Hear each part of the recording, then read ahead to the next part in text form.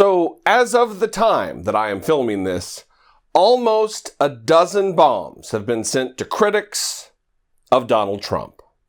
To be sure, this MAGA bomber is a useful idiot of Donald Trump. He is taking Trump's rhetoric and hate and insults and poison and taking it up to the next level, in service to Donald Trump. Some are asking why. Why would anyone think this would be what Donald Trump wants? They're asking what Donald Trump ever did to encourage this type of behavior. Part of the problem and part of the reason it takes so long is nobody wants to hurt each other anymore, right? And they're being politically correct the way they take them out. So it takes a little bit longer. And honestly, protesters, they realize it. They realize that there are no consequences to protesting anymore. There used to be consequences. There are none anymore. Back when America was great, there used to be consequences for constitutionally protected protest. Well, if that's his idea of making America great, he is well on his way to succeeding, because he has single-handedly brought back violence and domestic terror to the nation. Are we great again yet, Donald?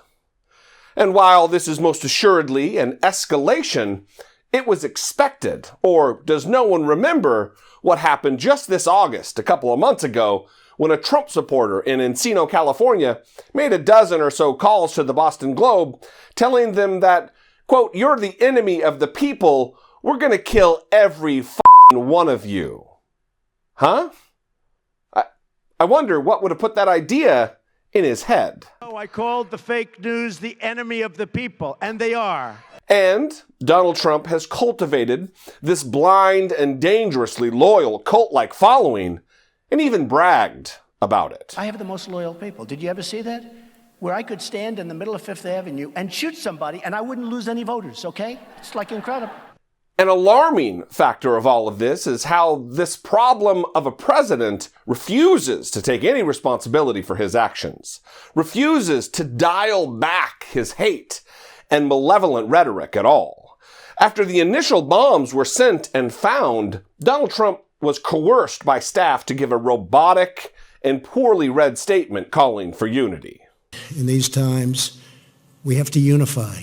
We have to come together and send one very clear, strong, unmistakable message that acts or threats of political violence of any kind have no place in the United States of America. That was about 2 p.m. in D.C., and by 8, he was in Wisconsin once again, like a domestic abuser, blaming the victim, essentially saying it was their fault, and if they would just stop reporting stories, none of this would be happening. The media also has a responsibility to set a civil tone and to stop the endless hostility and constant negative and oftentimes false attacks and stories. Have to do it. Even Sarah Huckabee Sanders, as being her same old charming self, refusing to acknowledge the culpability of Donald Trump and those in his orbit. Look, the president's condemned violence in all forms, has done that since day one, will continue to do that, but certainly feels that everyone has a role to play. Everyone has a role to play, huh, Sarah?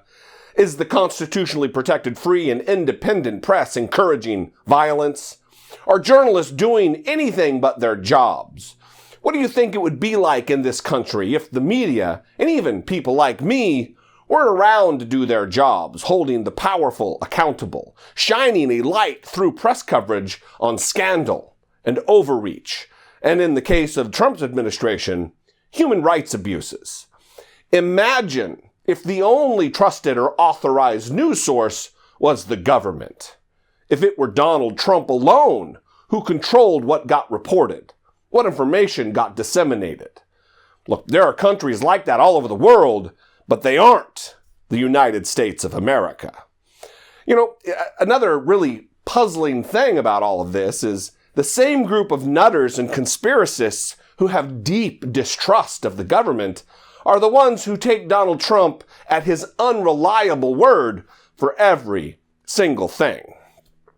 Ultimately, I'll leave you with this. Donald Trump cannot have it both ways. He can't be these two people simultaneously.